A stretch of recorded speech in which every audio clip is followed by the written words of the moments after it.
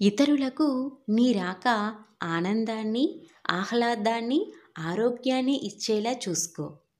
మనం కష్టపడి చేసే దాంట్లోనే మన గౌరవం ఉంటుంది. మనం ఇతరులను మోసం చేసే దాంట్లోనే మన పతనం ఉంటుంది. మనం నిజాయితీగా ఉన్నంత వరకు ఇతరుల ముందు నటించాల్సిన అవసరం లేదు.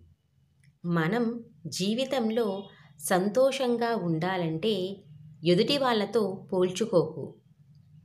నీ ప్రవర్తనతో ఎంతమందిని ఏడిపించకుండా బ్రతుకుతావో అదే నీ నిజమైన జీవితం.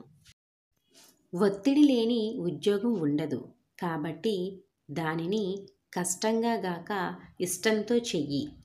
భయపడుతూ కూర్చుంటే బ్రతకలేవు.